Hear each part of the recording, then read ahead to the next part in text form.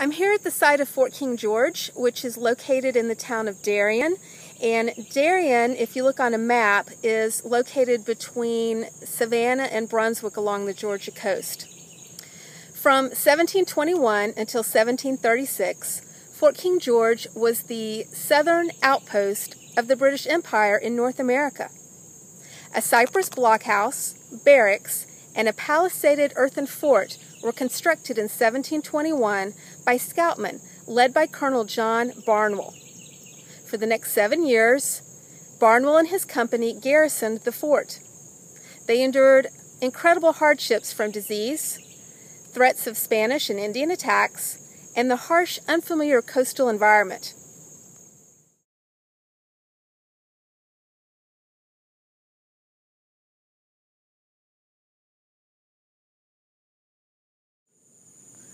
What you are viewing is an authentic replication of the original.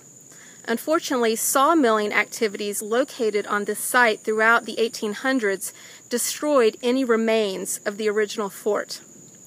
With the help of information retrieved from archives by a local historian, the fort has been reconstructed to its original appearance.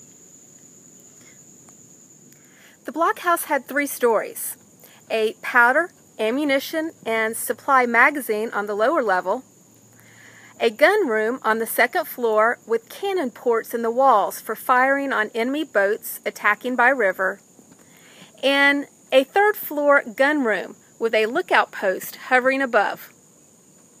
A barracks, officers' quarters, and several small structures also stood within the fort. The blockhouse served as the main defense structure of the fort. In the event of a heavy raid where enemy penetration seemed inevitable, soldiers could retreat to the 2nd floor of the blockhouse, pull the ladders inside, and barricade the doors. From the 2nd and 3rd floors, soldiers could continue their defense by firing muskets through loopholes in the 4-inch thick bulletproof walls. Cannons were fired through ports on the 2nd floor. Holes cut into the overhang of the 3rd floor enabled soldiers to fire down upon enemies attempting to scale the walls or set the blockhouse on fire.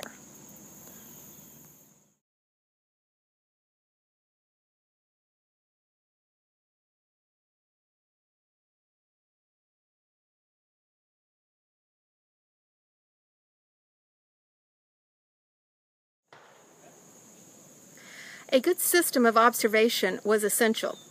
In addition to the lookout windows atop the blockhouse, 4 sentry boxes were strategically placed on each corner of the fort.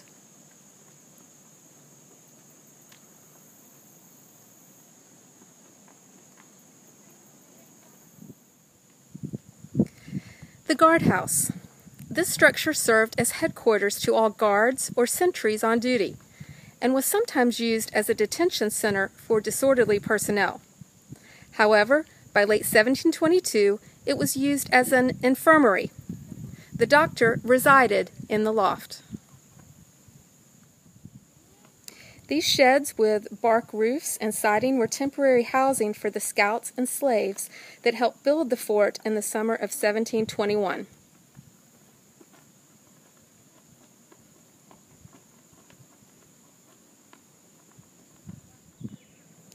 Here in the blacksmith shop, ironware for fort structures was fashioned.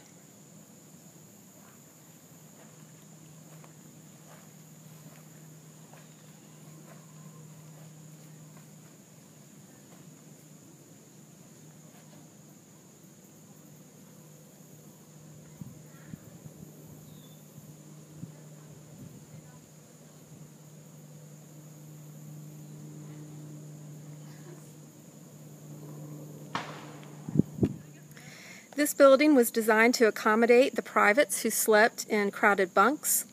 Dirt floors were typical, as were opposing fireplaces where the men cooked. A variety of food was stored on mantels: salted beef and pork, sea biscuits, and peas or other dried beans were staples of the common soldier's diet in the 1700s.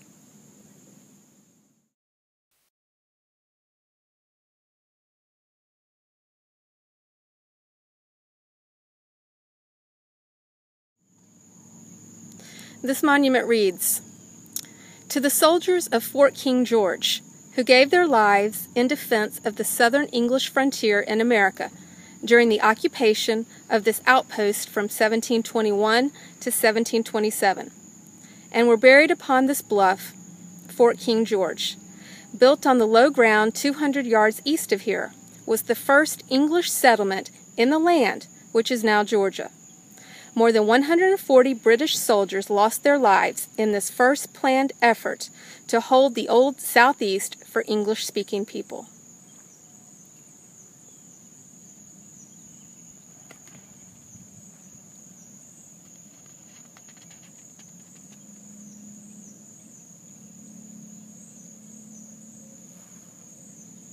Here you see one of the oldest British military cemeteries in the southeastern United States. It contains 65 graves, including 15 marked as the final resting place of British soldiers who once served at the fort.